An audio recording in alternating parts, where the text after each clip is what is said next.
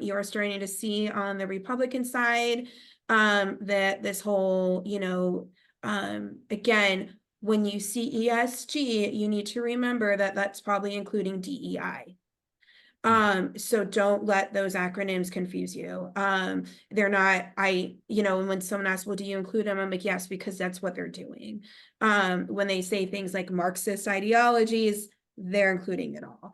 And so that's something to take note of, is that you're going to start seeing that in the Corporation Commission race. You are seeing it, as recently as a month ago. And so that's something to keep in mind.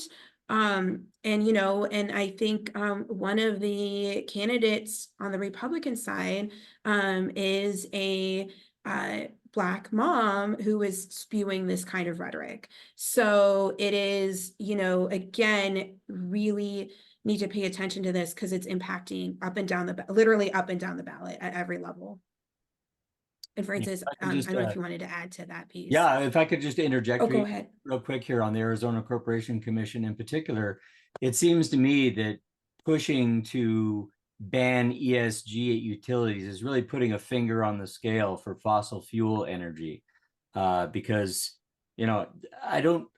correct me if I'm wrong, but Arizona Corporation Commission is supposed to be protecting consumers and letting consumers make decisions such as, we want clean energy.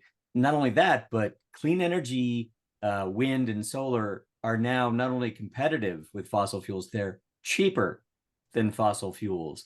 And so by pushing this, they're in fact harming consumers by forcing them to continue to use generation technologies that no longer are cost effective. So I just wanted to interject that real quick. Francis, on to you. Yeah, really, really spot on. And the Corporation Commission, really wonky name, but it has direct power over what your household bills are every single month.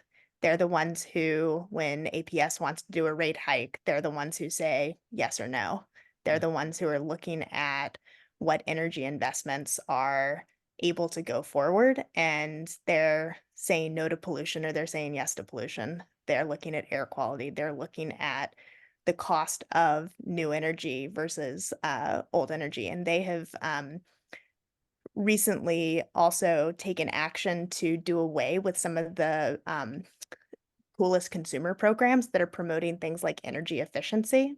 In the last, I think 3 weeks, the commission moved to basically do away with their energy efficiency programs, which was helping to weatherize homes and provide resources to households to basically create that tighter envelope so you're not paying as much for AC in the summer, and you're able to have more efficient appliances. And they've done away with that, while also blocking clean energy deployment as those costs have dropped. And so this is, I think, one of the most important races for pocketbooks. There's 3 seats that are up this year.